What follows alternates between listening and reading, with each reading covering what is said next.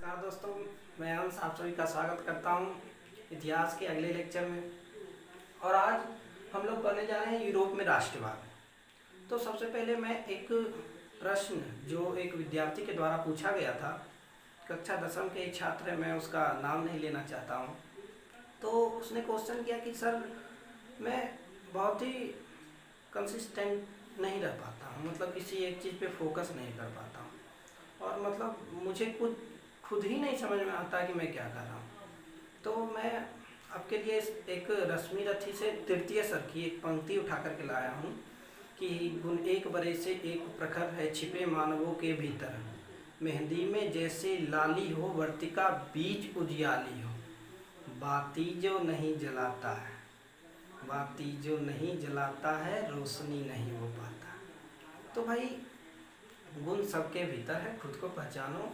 और वो बताने वाला अब नहीं है, वो आपने एक प्रसंग सुना होगा जामवंत जी वाला, जो रामायण में हुआ था कि जब समुद्र पार करने के लिए गए हनुमान जी, तो वो उनको अपनी शक्ति का विस्मरण हो गया था।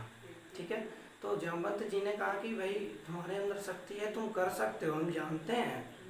तो उसने क्या किया, उन्होंने उनके शक्ति का उनके शक्ति का उन्हें स्मरण दिलाया, याद दिलाया कि तुम कर सकते हो, यू कैन डू इट। और उन्होंने याद किया अपनी शक्ति को, पुरानी शक्ति को, और उन्होंने समुद्र को पार किया।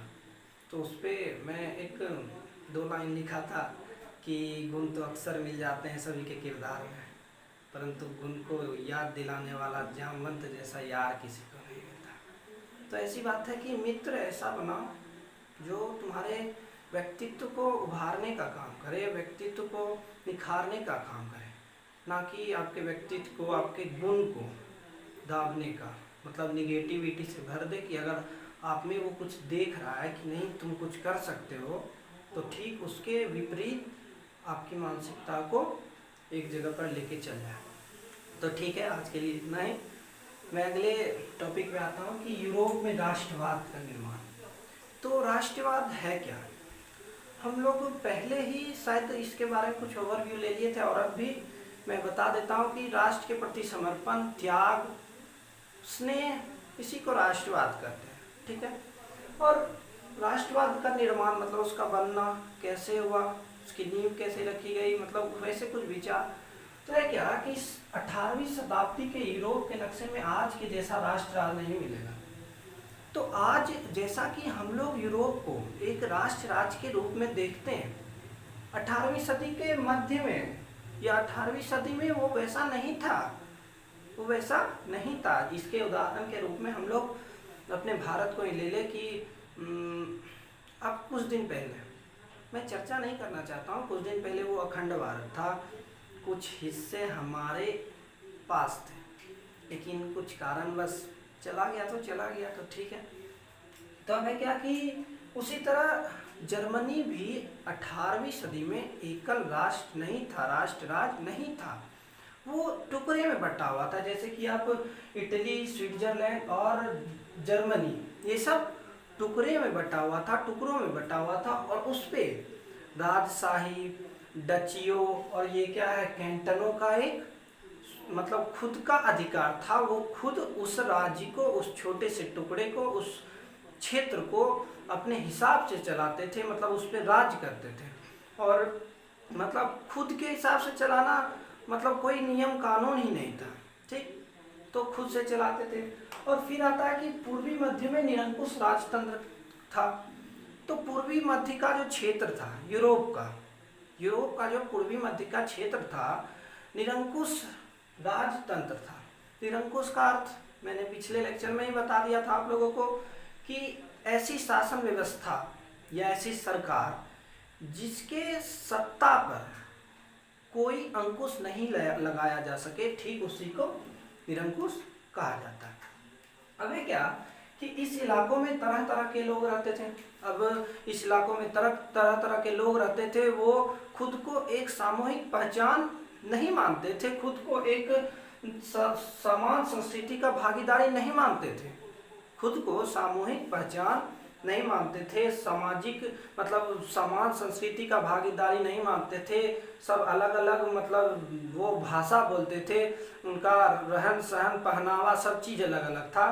और स्वाभाविक सी बात है, जब कुछ अलग अलग तरह के लोग रहेंगे, अलग अलग मानसिकताओं के लोग रहेंगे, तो आपसी सामंजस्य बैठाना बहुत ही कठिन हो जाता है ऐसे कंडीशन में। तो ऐसा है कि पहली बात तो यह है कि खुद को समान समान संस्कृति का भागीदारी मानते ही नहीं थे। और ये ऐसा है कि जब कोई किसी से मतलब किसी से भागीदारी नहीं रखेगा, मतलब स्वार्थी, उसको सीधी तरह से कहिए स्वार्थी रहेगा, तो मतलब आपके ऊपर क्या अत्याचार हो रहा है, मतलब क्या किया जा रहा है, उससे उसको कोई मतलब नहीं। वो खुद के ऊपर मतलब अपने जीवन में खुश रहेगा, बाकी आपके ऊपर, हमारे पड़ोसी के ऊपर क्या हो रहा है उससे उन लोगों को कोई मतलब नहीं है। तो ये स्वाभाविक है कि अगर कोई राजा या अगर कोई ऐसी शासन व्यवस्था या ऐसी प्रणाली जो आपके पड़ोसी को सता रही है, या कुछ ऐसे उसके नियम कानून बने हुए जो नीति विरुद्ध है, तो ऐसा नहीं कि आने वाले समय में वो आपके साथ नहीं होगा। जी नहीं, अगर आप उसके विरोध में खड़ा नहीं होते तो आने वाले समय में आपके साथ भी ठीक उसी तरह किया जाएगा, अत्याचार किया जाएगा। मतलब सीधी सी बात है, जो उसके साथ किया जाएगा आने वाले समय में आपके साथ भी वो होगा। और आपको ठीक उसी समय विरोध करना चाहिए जब आपके साथी के साथ, आपके पड़ोसी के साथ कुछ अन्याय हो। अब आता है अलग अलग भाषा बोलते थे, तो सब अलग अलग भाषा बोलते ही थे, और स्वाभाविक सी बात है अलग अलग भाषा बोलेंगे तो उनकी भाषा मुझे समझ में नहीं आएगी, मेरी भाषा उन्हें समझ में नहीं आएगी, तब तो और आपसी सामंजस्य बैठाना बहुत ज़्यादा कठिन हो जाएगा।